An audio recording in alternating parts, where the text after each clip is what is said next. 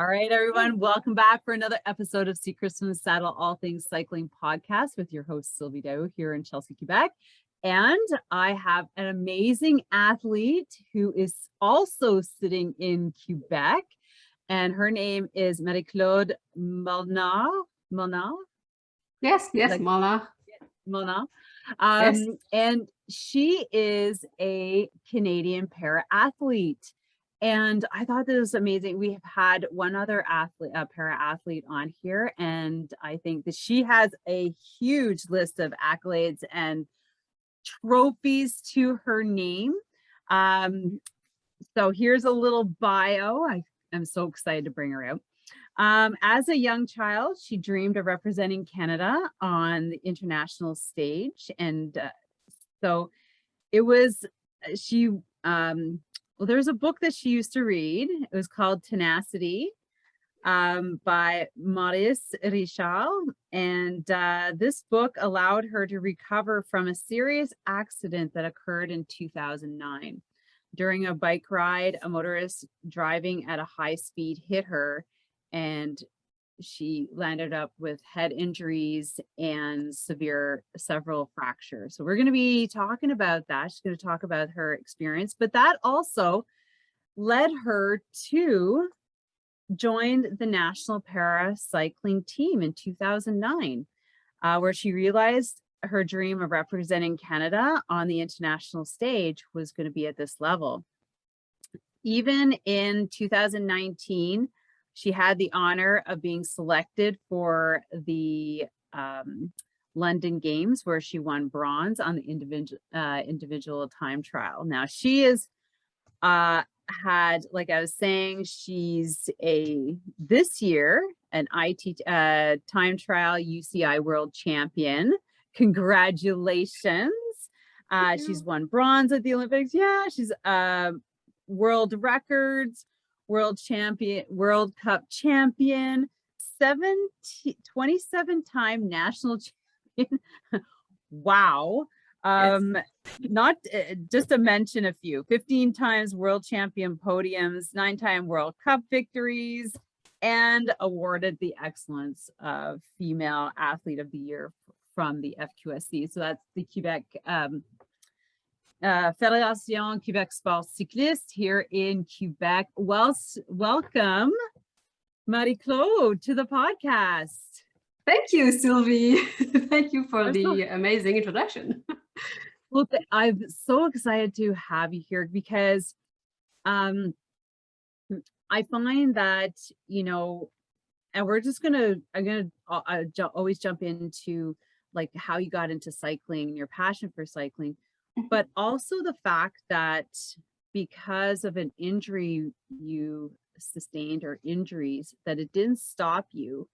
Like, because I really do, at that point, when you get to that point of your story, you know, just dive into your mindset and thought of, you know, where are you going to go from there? So how did you get into cycling back in the day? Oh, well, you know what? Cycling has always been part of my life from since I was a kid.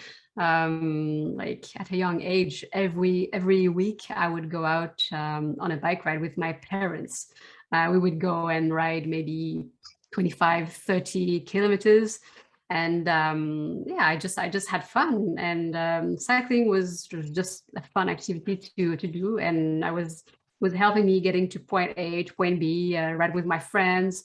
And one day I just asked myself, well, what's the furthest that I can ride on my bike, right? And I always thought that, well, there's only one, when you ask yourself that question, can I do it? There's only just one way to find out, and it's to try, right? So yeah, one day I went out for a bike ride, and well, something happened. Can talk about it a little bit later on, but yeah, I got into competitive cycling by asking myself the same question: can I be a competitive cyclist? Can I do bike racing? And I just went out there, tried, and I think I did pretty okay so far. Yeah, I would say so. So where did you start? Where did you live? And where were you racing? It was always in Quebec.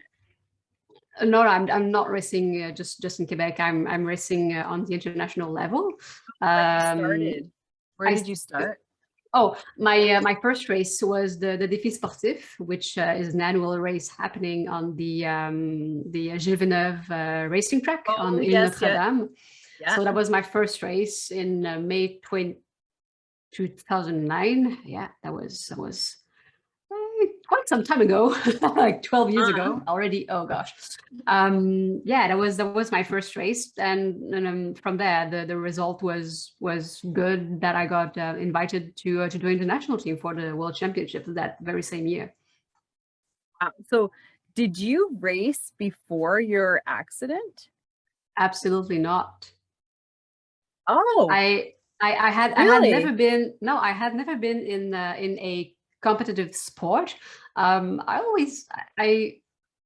always been a very active person, and I've been taking part in several sports in when I was in elementary school, when I was in high school. I played in a hockey team when I was in high school, but and we had a couple of tournaments, but I had never been racing on a bike before, and I had never been a high performance athlete before I started competitive cycling in 2009. Wow. Okay.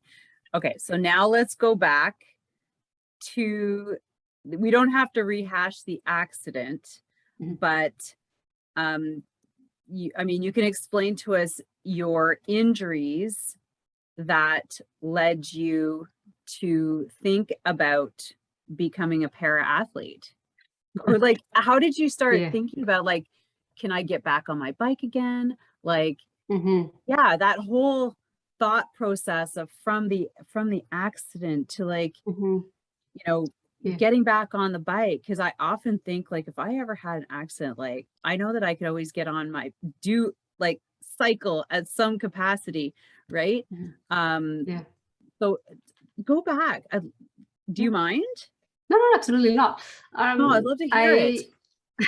I I remember reading in a horseback riding magazine, because I'm a big fan of horses, and I love horseback riding. And I remember reading that when you fall from your horse, if you wait too long before going back on, you will just develop a fear of getting back on your horse, right? And I didn't want that to happen with the cycling. So as soon as I got the green light from the doctors to ride my bike, I just went outside with and rode my bike. I remember the first ride that I did after the accident. It was on September 1st, 2005. I went out with my dad, and it was rather cold, so we didn't ride for long. But it was an important step for me to take, in order not to develop a fear of riding my bike afterwards. So I'm glad that I got that dealt with rather soon after the accident. The accident left you with what kind of injuries, or I guess disabilities? Yeah. Well, the injuries were actually really severe. I sustained a light head trauma because I was wearing a helmet, which I always do. And I had 24 fractures in the left leg. So today I'm the proud owner of a metal bar that is actually in my leg permanently. A what? And a metal bar, like a metal Oh, bar a that metal ball. So a metal bar. yeah, metal bar. So that's replaced To- one of your It, your yeah, it was it would help the bone to reconstruct, or just solidify itself or something.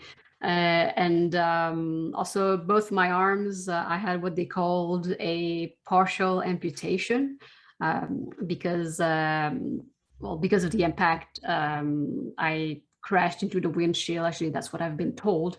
And well, you know, a windshield is made of glass, right? And it cuts. So there was that much skin holding my arms to my body. So that's what they called a partial amputation. So those are the injuries that I sustained. yeah, so I was, so I spent the Why next, is that from your right arm? both of them actually. Yeah, so that's why I have these scars, which I called abstract art. Ah, I love that. Yeah. So from there, but did you not, how did you get your balance back and your ability to stand? Like, was it immediate, or did you have to work on that? Because you would have to have that before you got on a bike to be able to balance.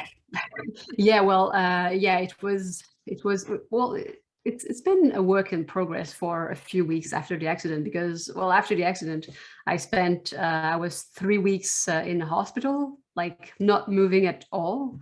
Of course, I could not walk and I could not use my arms because they were stuck in, I don't know what's the word in English, but Cast? a cast, yeah, kind of cast. But after those 3 weeks, I got sent to the Montreal Rehabilitation Institute, where I've been working with ergotherapists and physiotherapists to work on the muscles, so my arms could work, so I could start to walk again. So there was a lot of work that's been done there, 5 times a week in the gym. So had to walk long distances, a few steps, and that's how I regained balance. And then at one point they said, okay, well, you can start on the stationary bike, exactly to see how balance was. And balance was good, and injuries in my leg were quite fixed. So they gave me the green light to start riding my bike. And like I said, I mean, I wanted to get back on the bike as soon as possible. Yeah. And not being afraid of going back on the bike. Right. So how long was that period from like when you had the accident to that first ride? Well, the accident happened on July 12th, 2005. And I went back on the bike on September 1st. So it was actually like a month and a half. Okay, so I'm picturing like years, and that's a fast recovery. Mm-hmm. Yeah, well, I can be really stubborn. And when they were telling me to make one step, I would do 3 or 4 or 5. So yeah, I think that helped a little bit. I see, I got it. So, all right. Now, you got back on the bike, but I love that persistence, right? Because look how fast it got you there. You know, like, that's amazing, because when I was reading about like your accident, and so I was picturing like much longer rehabilitation period for sure, not like 2 months, but Yeah.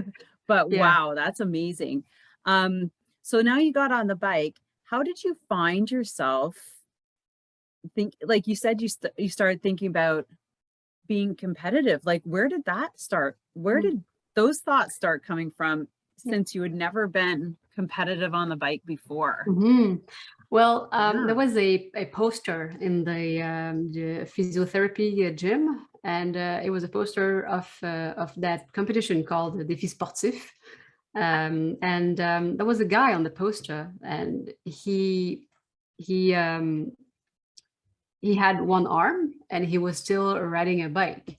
So I looked at that poster every time that I go in physio, and I was wondering, well, if he can do that, could I also do that? So, I just started to ask myself the question.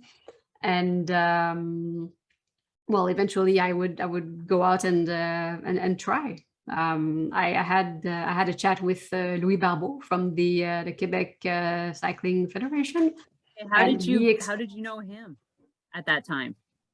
I didn't know him at all. I didn't know anyone in cycling, except for someone I had always considered to be like a mentor for me in cycling, the athlete Lynn Bessette, the ex-Olympian. Okay.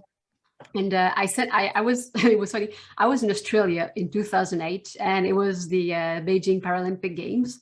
And I saw cycling competitions, and I started doing some research on cycling, paracycling, stuff like that. And I sent Lynn an email saying, hey, my name is Marc-Claude. I had an accident. I'm interested into competitive cycling, but I don't know how to start. Can you help me out? She put me in touch with Louis, who explained to me what paracycling is, the different categories. And he said, well, we have two coaches, so you can select to work with one of the coaches. And so I started working with Eric van der Leyen, who had been one of Lynn's coach. So I started working with Eric, and that's how I got into cycling. Oh, I see. Okay, because I'm like, you don't just fall into being a para athlete like by chance. Okay, so No. you're in Australia, you saw the Mhm. Paralympics, and you're like, Yes. what if I could be an athlete? And you reached out to the right people, did some research.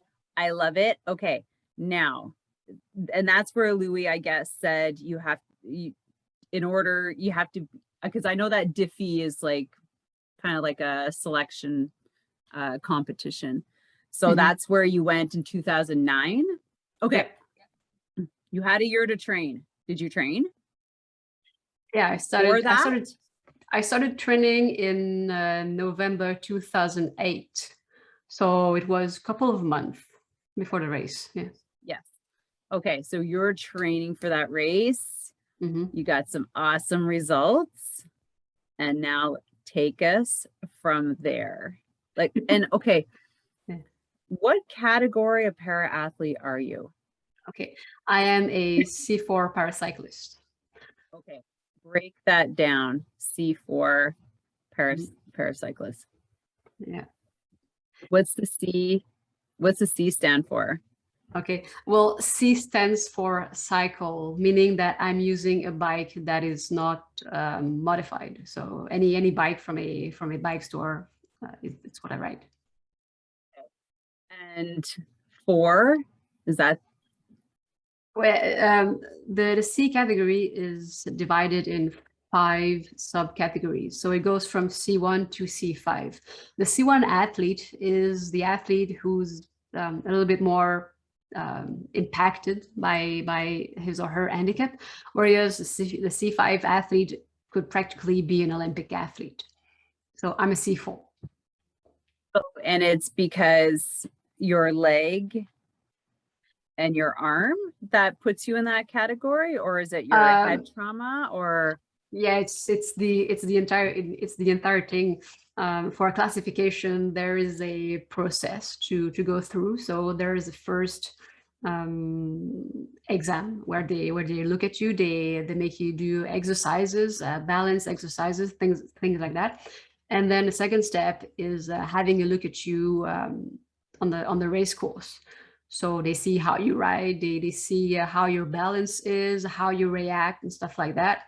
And with these observations, they can afterwards say that, okay, you belong into that category. So that's how they put me in the C4 category. I just want to say, and I forgot, I didn't mention this before, but my daughter was kind of recruited as a para athlete in Ontario as a visually impaired. So that's like the whole tandem thing. And I got to be her pilot for a bit. Awesome. And yeah, it was awesome. And then now she's got a coach on the Ontario side. I was just like a stand-in for a little bit until they found someone, just to practice on the tandem. Yeah. So, and I got exposed to the category. So there's a lot of them. Oh yes, there is. Yeah. Yeah, there's a lot of categories. Yeah. So I was like, can you just explain yours? Because I was also helping out another, she was a trike cyclist. So she had like a head trauma. And helping her out. Perhaps. Huh? Shelly Gauthier. No, she's maybe? not. She's not. She's still in the trial phase Oh, okay, for okay, the like, but on the Ontario side. So, um, so yeah. So I was like just curious. Now, okay. all right. So you made it through the defeat, and then Mhm. where did you go from there? From there, wow, from there, a lot of things happened. Yeah. Well, first, I mean, the World Championship, the very same year that I started, that was really awesome. I went on the Where was podium that? twice. It was in Bogoio in Italy. Oh, wow. So not a bad place to start, right? Oh, I guess. Was that the first Yeah. time you traveled? No, it was not the first time I traveled. Well, it was the first time that I traveled for cycling, but it was not the first time that I traveled. The first time that I traveled, I went to Australia for 6 months. That was my Oh, yeah, first trip that's right. And ever. that's where you, Yeah, yeah. But it was my first time in Europe, and it was so amazing. I mean, the coffee, the people, the culture. the Anyway, coffee. oh yeah, coffee. Yes, cortado. Oh, yeah, it's really good. Yeah, it's just like, Sorry. come back Yes, here, you're like, Tim's. Hey, hey, hey, let's take a mini break because I have to tell you about this unique online cycling coaching program that's going to blow your mind.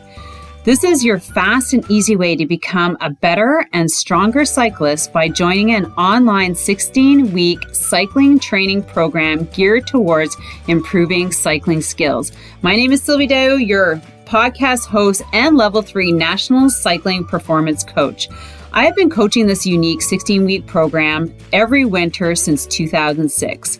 Why did I create this unique 16-week program? Winters were harsh and still are here in the region. No one likes or liked to work out alone in their basements until the world of online cycling really took off last year during COVID, which has been a game changer for cyclists worldwide.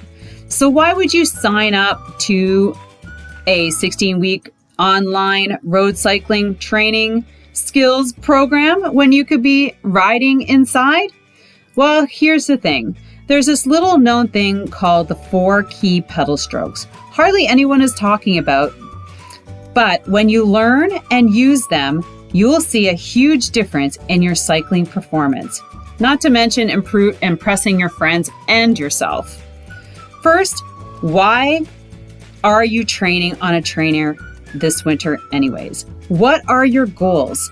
Do you want to get faster? Could it be moving from 18 kilometers an hour to 20 kilometers an hour? Do you want to win that sprint? Are you looking to get stronger on the hills? Do you want to now be the first to the top, not the last? Is it your endurance base building? Do you want to move into a faster ride group? Or maybe you're looking at getting into racing. Whatever the goals, they require specific skills that need to be taught and practiced in order to improve. I've coached over 500 cyclists in this program with a reported 5 to 20% increase in cycling fitness over the 16-week. Here are a couple of reasons that this program might be for you. You're still frustrated with climbing hills and keeping up with the pack. You like structure and scheduled training sessions. You like to train in your cycling zones. Your heart rate is all over the place. Possibly you want to optimize gear changing and learn a little bit more about that to become more efficient. You would like coaching feedback on technique and form.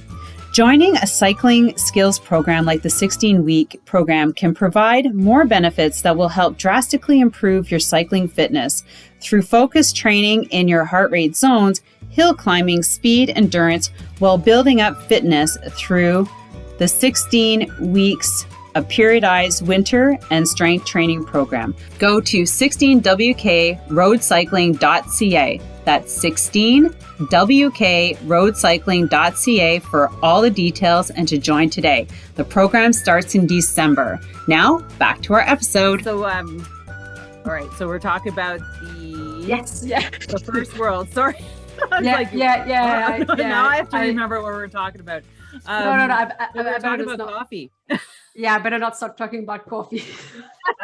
So from there, 2009. I mean, the results were still super good, and I got to be selected for the Pan American Games in 2011, which were in Guadalajara, where I posted a super fast time in the individual pursuit on the track. Yeah, that was a world record. Wow. Totally not expected, but it was amazing. And well, 2012, I had the honor of representing Canada at the Paralympic Games. That was super exciting. I just remembered when I put my feet in the village, it was just so amazing. It's just incredible how big, how huge it is. Like you get you go to a race, there's like 200 300 athletes, and then you go to the games and there's like 4,000 athletes, so like 4,000 people just being at the same place at the same time for the same purpose, which is giving everything that they've got to come back home with a piece of metal, a medal, I mean. And yeah, it was an incredible experience, and I got the I got the chance, but there was still a lot of work that had been done to get there. But I did come back with a bronze medal in the individual time trial on the road. That was just amazing. Yeah. So that's 2012. Yeah. So you compete on both the road and the track, because I saw that there's are you more so on the track, or do you just do time trial on the road, or do you do road racing, like a road race, or do you just do time trials on the road? No. I do both the time trial and the road race, but I'm really more focused on the individual time trial on the road and the individual pursuit on the track. Okay. So those are your key events. Yes, they're my key events. Yes. I was wondering if you were just on the track, because I saw you like more photos, I guess, of you in the track than on the road. I really do both. When do you remember? Oh gosh, that's a $100 question. I allowed to. Yeah, I really like both, but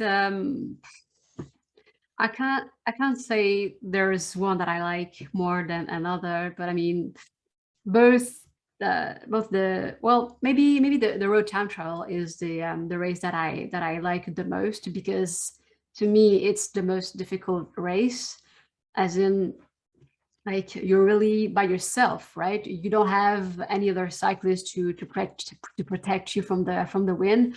You have total control of your effort, and yeah, you really have 100% control on what you're doing in the present, right? So for those reasons, it's my favorite race. Also outside. Yeah. So now so you currently competed. You didn't go to Tokyo. Damn, eh?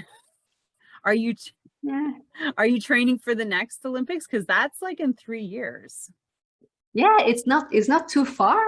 Not too far. At the moment, I'm really focusing on the World Championships in 2022, because they will be in Quebec. It will be in Bécomo, actually. Yes, that's right. So the focus is really there for the moment. But I know that Paris 2024 is not really far, but I'm really focusing on next season for the moment. I guess that would lead me into the question as to what's next and on the agenda for you. And that what's next and what's on the agenda is really having, and we're going to have we should have a World Cup in Quebec City the week before the World Championships. So I'm really looking forward to those races. It's going to be exciting, and I mostly hope that there will be a couple of thousands of people coming to cheer for us. It's nice to have home advantage, right? Mhm. Like, so where do you Yes. live right now? Are you in I'm Quebec? not in. I am in Quebec. I am in a town called Longueuil. It's on Oh, Montreal okay, South long. Shore, so Yeah. suburbs. So, Yeah. okay, so you're not Quebec City, you're still in the Montreal area. Yes, Montreal. Yes. So you're gonna have to, so are you gonna be taking off for the winter to train all in somewhere southern? Taking off. Or do you get to sit on your So- trainer all winter in Quebec? well, there is a lot of trainer involved, Okay. but I mean, we do have a considerate amount of snow, so I'm going to be taking advantage of my fat bike, my cross country skis, my snowshoes, and yeah, rollers and the trainer. Yeah, Love the rollers mm-hmm. more than the trainer. Absolutely. Yes, the You feeling is too? just more real. Yeah, I find like you can just go faster. I love like I think it's more the mental focus of staying on the rollers for longer. And Yes. I picked them up again 2 years ago. They've been sitting in the garage and I'm like, Yeah. and I know that this is going to help me get faster, bike straighter. Straight line. Absolutely. Absolutely. Yeah. If you're a fan of fat bike, riding the rollers is fantastic for balance, of course. Yes. Balance, mental focus, speed. Yeah, Yes. I love them. So now we've got your agenda. I was wondering if you could talk more about, do you do any like well, maybe not so much in the past year and a half, but have you always been somebody who went out and did just I want to say like speeches or talks like to high schools? Have you ever done stuff like that, like a motivational speaker? Yes, I have actually. I have the pleasure of being with a program called Jouer Gagnant from the Quebec Sports Institute. And I visit elementary schools, high schools, colleges sometimes, and yeah, I get to meet students and tell them my story and hopefully inspire them to be active and to give the best of themselves. Yeah, I've been doing Gosh, that and I love it. I didn't even realize that. I was just asking, but that's really inspirational. I guess you haven't been doing that as of late. Are you going to start that up again? It started again not too long ago, and it's a real gift. I mean, getting to speak to the students, it's just amazing, and just watching them looking at you when you speak, their reaction it's priceless. It's priceless. What kind of advice would you give someone who, I know like in the audience, you might spot someone who you think who's, maybe sitting off in the corner. What would you say to that person, like to inspire them to, just go for their dream? Or maybe you are talking to a group of kids who are disabled. Like, what do you say to them? Yeah. But Well, I think what I would say to them is I would tell them what do you have to lose in trying? Like you can try, you can do your best, and there can be many roads that you can take to reach your objective, right? And it's not because the road is not straight that it means that you will not realize your objective or you will realize your dream. You can be on a winding road, you can be on a narrow road, you can be on a larger road, but I mean, as long as you keep putting your feet forward, as long as you keep trying and and working well and believing in yourself, especially, I mean, eventually you will reach that objective, and you will have done it, and you will mostly be proud of yourself for, you know, for not having given up when it was difficult, and for keeping going.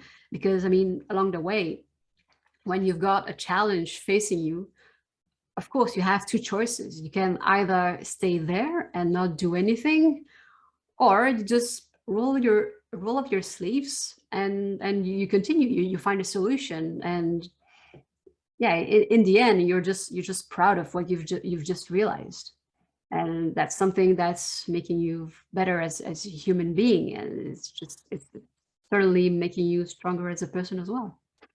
Love that. Choices. So say you got two choices, A or B. One's good, one's not so good. Which Yes, way are you gonna go?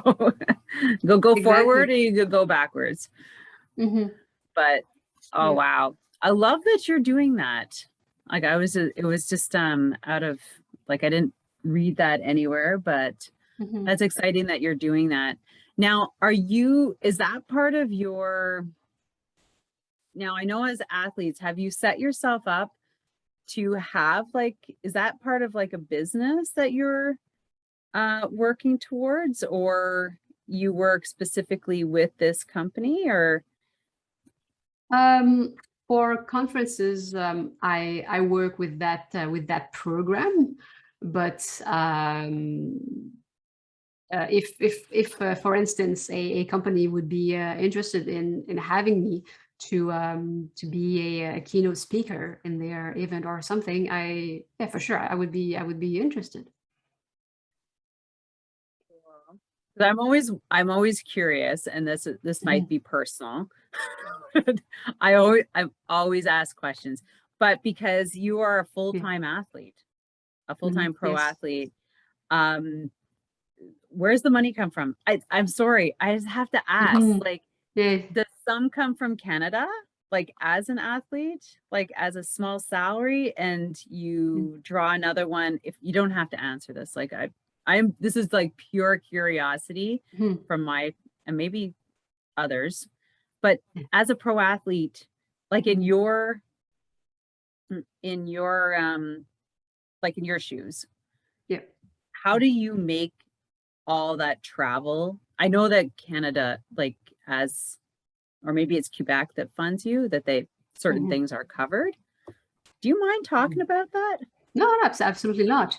I mean, I do get a lot of help from Canada, Sport Canada. They have cardings, and well, to get a carding, there are specific criteria that you have to achieve. And yeah, I do have a lot of support from Sport Canada, and of course, Cycling Canada also helps a lot when we travel, for instance. A lot of costs are covered, thankfully. And I also have the real privilege of having personal sponsors who help me with equipment, services. Financial support is, for every athlete, it's something that it's difficult to find, and a way that I found to maybe get a bit of financial support is, well, for example, one of my sponsors makes sports socks, and I got some custom socks made, and I will have some to sell soon on my website. And it's a way that I can make some sort of fundraiser for my next season. So yeah, I encourage people to visit my website. Yeah, well, I did notice that there's a shop there. So yes. So make sure you go visit that. Yeah, so yeah, it's a way to get a little bit of money. And I also work. I do work partial time, not full time, of course, because I can't do that right now. So I work part time as a social media manager. Oh, well, this is online. And this is Yes. this Yeah, is one yeah, of these. it's online. So yeah, so a digital strategy. I do a bit of video editing, a couple of photos, and yeah, social media managing. It's a lot of fun, and it allows me to gain some professional experience also, which is very important. Wow, yeah, because I was wondering, something online definitely has to be part of the portfolio, right? And how to Mhm. make some money while you're traveling. I don't know Yes, if you have time. yes, So is yes. Cycling Canada and Cycling Canada and Canadians, you said there was two Yeah, there's organizations. yeah. Well, there's Sport Canada that helps. For Canada, There's Cycling Canada Cycling helps also, Canada, and right? the Quebec Federation also helps. So yeah, there is support, thankfully. Yeah. Well, I'm glad to hear that because I'm always Mhm. curious. I know every athlete's different. Now, for sponsorship, is that something that you personally went and sought out, like found, or did they like come to you? Most of my sponsors, it's people I went to see, and yeah, I just took a chance. I mean, what's the worst that can happen, right? The worst that can happen is that they tell me no. So I just, I look at companies, I look at what I need, and something that's also really important to me is to to be supported by people who are close to where I am.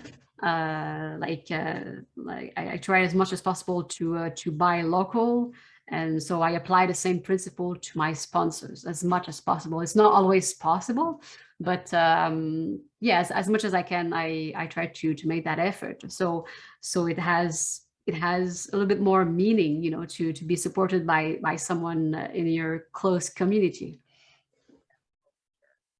Keeping it local is definitely Mhm. if you can, like you said, as much as you can, but Yes. sometimes you have to go to the United States, I'm sure. Mhm. Sometimes. So so awesome. I don't have any more questions. Are you It went by surprised? I'm fast. surprised. I always Yeah. have questions.